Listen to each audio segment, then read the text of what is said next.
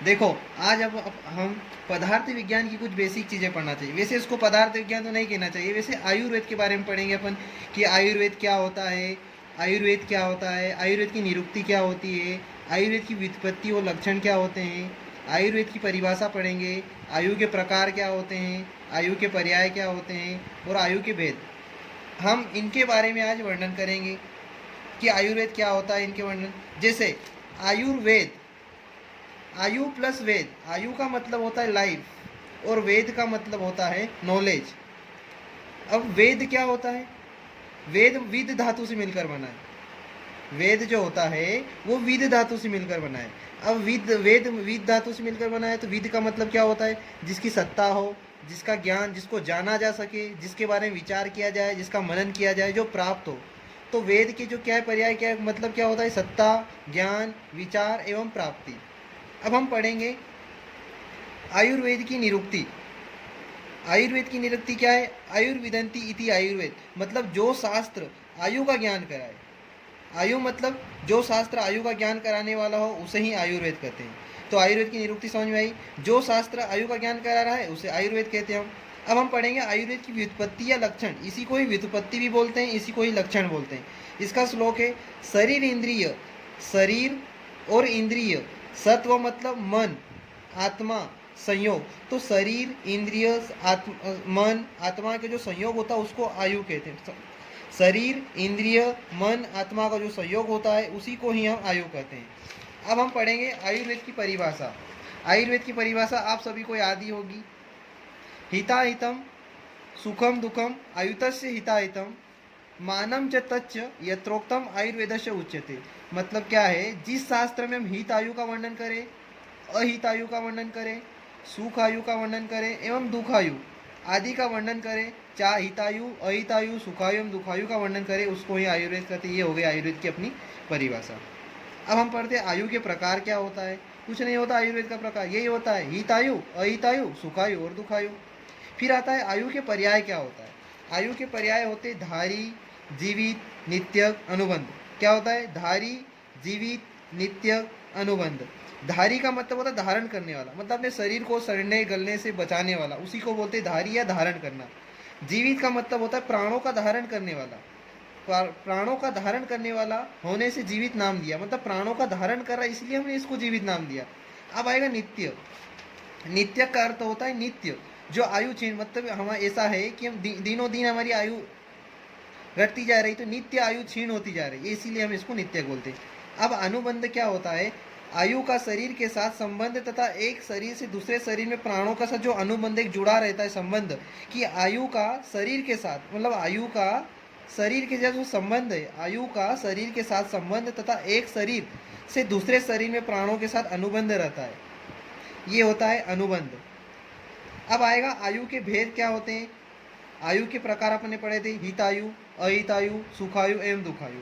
तो आयु के भेद क्या होता है? हितायु। हितायु का मतलब होता है हितैषी, मतलब किसी के हित में कार्य करना, किसी का हित, किसी के बारे में अच्छा सोचना।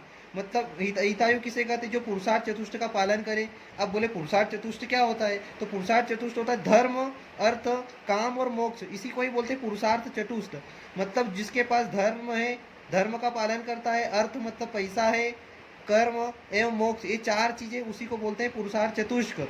और हितायु का मतलब फिर क्या होता है? हितैषी, दूसरे की धन की कामना न करने वाला हो, सत्य बोलता हो, शांति प्रिय कार्य करे, किसी भी कार्य करने से पहले उसके बारे में सोचना चाहिए, मनन करना चाहिए कि हम ये कार्य करें कि नहीं करें, ये होता है हितायु। और हितायु कुछ नहीं होता, हितायु जो होता है वही हितायु का विपरीत होता है, उसी को बोला अहितायु। अब हम पढ़ेंगे सुखायु। सुखायु मतलब क्या होता है? सुखायु से आप खुद को समझ में आ रहा है सुख।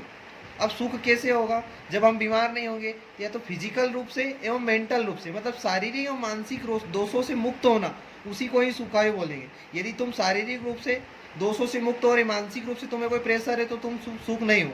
तो क्या बोला सुखायु की परिभाषा? शारीरिक एवं मानसिक दोषों से मुक्त होना, उसी को ही बोला सुखायु।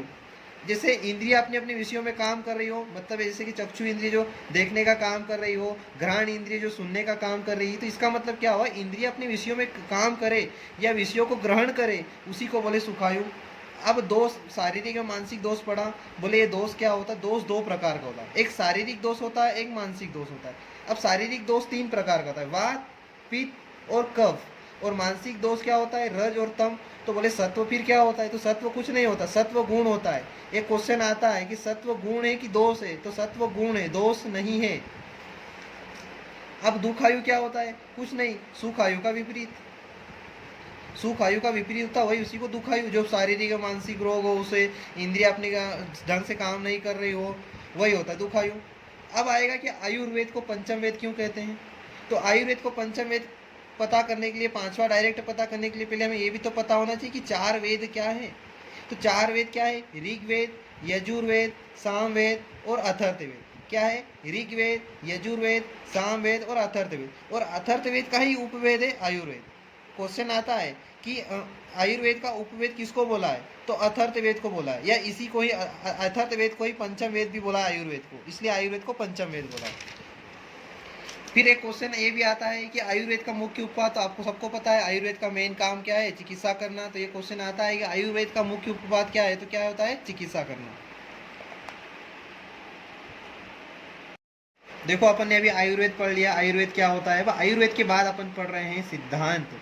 सिद्धांत क्या होता है, सिद्धांत के प्रकार क्या होते हैं, ये पढ़ेंगे। तो सबसे पहले सिद्धांत क्या होता है, सिद्धांतो नाम स यह परीक्ष के बहुर्विधम परीक्ष हेतुभिश्च साधिता स्थापत्य निर्णय। क्या है, सिद्धांतो नाम स यह परीक्ष के बहुर्विधम परीक्ष हेतुभिश्च साधित्वा स्थापत्य निर्णय। मतलब क्या होता है कि जिन विषयों का अनेक बार परीक्षण करना। मतलब क्या होता है, मैं आपको एक एग्जांपल बताता हूँ, आप उसको एग्जाम में मत लेना। जैसे अब क्या होगा, आपको कोई एक गाड़ी लेना है, तो उसके बारे में पहले सोचोगे कि यार गाड़ी कौन से लूँ, पहले सोचोगे, सबसे पूछोगे, फिर एक सिलेक्ट करोगे ना कि ये लेना है, तो उसको तुम फाइनल ले लोगे। तो वही उसी तरह से सिद्धांतों को समझो। क्या होता है कि जिन विषयों को अनेक बार परीक्षणों की परीक्षा करके तथा उनके हेतुओं के द्वारा सिद्ध करके जो तुमने एक स्थायी निर्णय लिया, वही होता है सिद्धांत। आया समझ में। क्या होता है कि जिन विषयों का अनेक बार परीक्षणों की परीक्षा करके तथा उनके हेतुओं को सिद्ध करने के लिए तुमने एक स्थायी निर्णय लिया, उसी को बोलते सिद्धांत। अब क्या होता है, सिद्धांत 4 प्रकार का होता है, सर्वतंत्र, प्रतितंत्र, अधिकरण और अभ्युगम। अब ये 4 सिद्धांत पढ़ने के लिए पहले आपको मैं बेसिक बता देता हूँ, सर्वतंत्र क्या होता है, प्रतितंत्र क्या होता है, अधिकरण और अभ्युगमन। अब हम सर्वतंत्र पढ़ेंगे। तो सर्वतंत्र का मतलब होता है जो सर्व सम्मानित हो, सर्व सम्मानित हो। जैसे कि सर्वतंत्र मतलब जो सूत्र सभी शास्त्रों में सर्व सम्मानित हो, या एक ही मत से प्रसिद्ध हो, उसे सर्व सम्मानित सिद्धांत कहते हैं। मतलब इसका एग्जाम्पल देता हूँ, किसी ने बोला कि मेरा एक भाई है, तो एक ही भाई होना चाहिए, ऐसा नहीं कि बोला कि 2 भाई है, मतलब एक ही मत होना चाहिए। किसी ने बोला यहाँ पे एक पेन रखिए, तो दूसरा भी यही बोलेगा कि हाँ भाई एक ही पेन रखिए। मतलब जो सूत्र सभी शास्त्रों में सर्व सम्मानित हो या एक ही मत से प्रसिद्ध हो, उसी को ही सर्व सम्मानित या सर्वतंत्र सिद्धांत कहते हैं। इसका एग्जाम्पल आयुर्वेद के अनुसार मैं बता रहा हूँ। आयुर्वेद सभी ग्रंथों में रोगों का निदान करना एवं व्याधियों तथा साध्य रोगों की चिकित्सा करना, उपाय का वर्णन, उपायों का सर्व सम्मानित स्वीकार किया है। क्या बोला कि आयुर्वेद में ग्रंथों का जो रोग निदान का वर्णन करते हैं, उनके व्याधियों तथा साध्य रोगों की चिकित्सा करना, ये जो उपाय इन्होंने बताए ये सर्व सम्मानित है। ये होता है सर्वतंत्र सिद्धांत। अब सर्वतंत्र का ही विपरीत होता है प्रतितंत्र सिद्धांत। प्रतितंत्र सिद्धांत क्या होता है, जो सूत्र सभी शास्त्रों से सर्व सम्मानित या एक ही मत नहीं हो, मतलब सर्वतंत्र का ही विपरीत। जो सूत्र सभी शास्त्रों से सर्व सम्मानित या एक ही मत नहीं हो, उसे प्रतितंत्र कहते हैं। जैसे चरक ने क्या बोला कि 6 रस होते हैं, तो धामारगांव ने बोला 8 रस होते हैं। अब 6 रस तो होंगे मधुर, अम्ल, लवण, कटु, तिक्त, कसाय, तो धामारगांव ने बोला क्षार होता है और एक अव्यक्त होता है। ये होता है प्रतितंत्र सिद्धांत। अब पढ़ेंगे अधिकरण सिद्धांत क्या होता है। अधिकरण सिद्धांत कुछ नहीं होता। अधिकरण सिद्धांत ये होता है कि जिस विषय का प्रकरण चल रहा हो उसके द्वारा दूसरे विषय का भी ज्ञान होना। मतलब कोई टीचर क्लास में आया और उन्होंने एक दिन पहले बोल दिया कि मेरे को टेस्ट लेना है, और जैसे ही आते से कुछ उसके हाव भाव दिख जाएंगे कि कल क्या दिया था, कल क्या पढ़ना है, तो तुम्हें थोड़ा थोड़ा तो ऐसा पता चली जाएगा कि अभी टेस्ट लेने वाले हैं। तो इस अधिकरण सिद्धांत भी एक प्रकार का वैसे ही है कि जिन विषयों का प्रकरण चल रहा हो उसके द्वारा दूसरे विषय का भी ज्ञान हो जाना।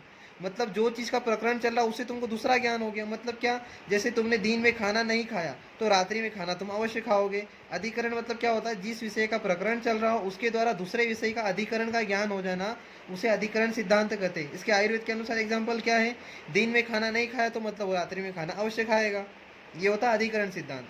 अब पढ़ेंगे अभ्युपगमन सिद्धांत।